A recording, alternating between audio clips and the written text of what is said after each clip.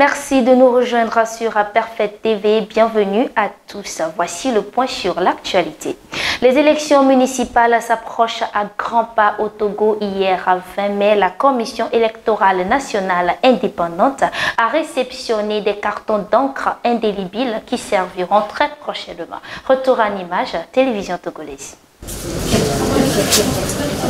Dans ces cartons, plus de 30 000 flacons d'encre indélébile commandés par le Togo pour les prochaines élections municipales prévues le 10 juillet.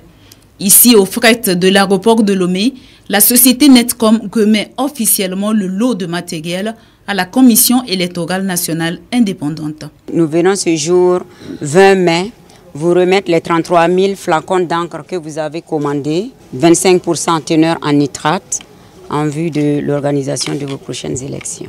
C'est le président de la CENI qui a réceptionné le matériel en présence des autres membres de l'institution. Nous recevons avec grande joie ce matériel parce qu'il est extrêmement important pour les élections que nous allons organiser très bientôt. Et je vous remercie sincèrement pour les délais qui ont été respectés. Vous avez même livré, même plus tôt que ce qu'on espérait. Nous avons tout le temps pour nous préparer. Merci pour cette confiance. Aussitôt réceptionnés, les cartons de flacons d'encre sont directement convoyés dans les locaux de la CENI. Là, les techniciens du laboratoire d'hydrologie appliquée et environnementale de l'Université de Lomé ont fait un prélèvement pour tester la crédibilité de l'encre reçue. Les résultats de ce test seront connus dans les semaines à venir. Toujours au Togo, dans le souci de renforcement de l'intégration sous-régionale dans un contexte marqué par le retrait du Niger, du Mali et du Burkina Faso de l'organisation, la CEDEAO a ouvert le 20 mai à Abuja sa première session ordinaire de l'année. Plusieurs sujets sont inscrits à l'ordre du jour de cette session dont les travaux ont été officiellement ouverts par la présidente du Parlement de la CEDEAO, Madame Meïmounatou Ibrahima. Notamment l'examen et l'adoption du projet de rapport de notre première session extraordinaire tenue à Lagos.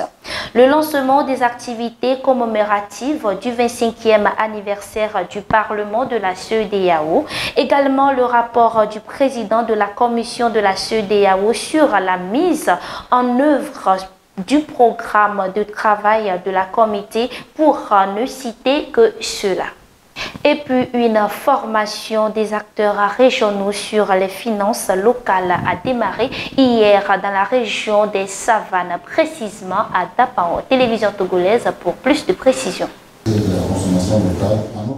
Ils sont tous des opérateurs économiques. Ils apprennent à utiliser le Togo Trade Portal, un outil numérique conçu pour simplifier les démarches commerciales et douanières.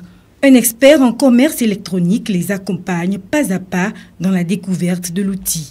La plateforme répertorie plus de 50 procédures liées à 12 groupes de produits stratégiques pour l'économie togolaise. À la suite du lancement officiel de la plateforme qui a eu lieu le 27 mars dernier, et il était important que nous puissions rassembler les acteurs économiques pour leur parler de la plateforme. Quelles sont les étapes à passer pour pouvoir exporter leurs produits. Et ensuite, nous avons discuté avec ces opérateurs économiques sur les réalités de la plateforme, notamment en termes de simplification des informations.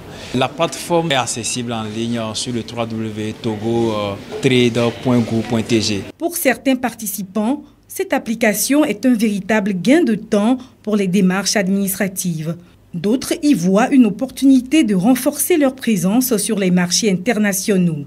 Avec la plateforme, on est informé sur tout ce qu'il faut. Et avec ça aussi, on peut demander les documents en ligne sans se déplacer. C'est une très bonne chose qui va nous permettre d'avoir une vue à l'extérieur pour voir comment nos clients peuvent apprécier nos façons d'obtention d'agréments et pouvoir améliorer surtout la filière du soja. Le Togo Trade Portal s'inscrit pleinement dans la vision du gouvernement de positionner le Togo comme une référence régionale en matière de digital.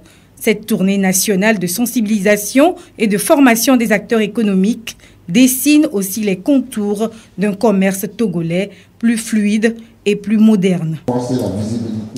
Retour au plateau à l'international, précisément en Côte d'Ivoire. C'est la polémique qui enfle.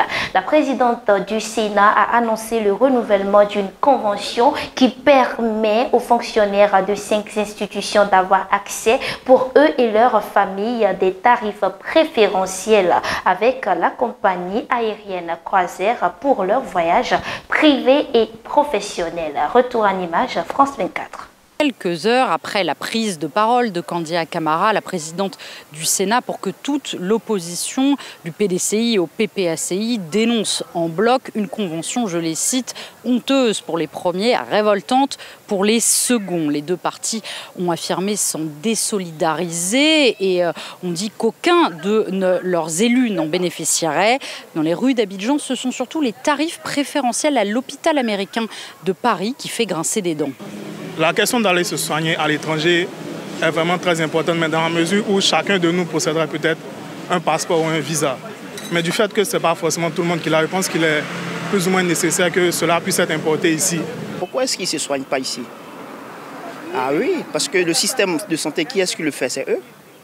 C'est eux les politiques. Donc je pense qu'à la limite, c'est de se foutre de la population ivoirienne. Ici, on ne peut même pas se faire soigner facilement.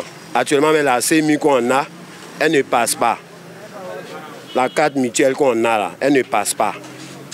Un cadre du RHDP avec qui j'ai pu m'entretenir a dénoncé la démagogie et le populisme de l'opposition, tout en rappelant que ce partenariat avec la compagnie aérienne existait depuis 2019. D'après lui, il a surtout servi à faire des économies de 35 à 40% sur les billets d'avion pour les institutions qui ont noué cette convention et donc in fine pour l'État. La compagnie, elle, affirme que le partenariat avec l'hôpital américain est disponible pour tous ses clients, mais pour une partie de la population ivoirienne, ces privilèges restent perçus comme injustes. Voilà, ainsi se referment les pages de ce Flash Info. Merci de nous avoir suivis. On se retrouve très bientôt pour d'autres informations.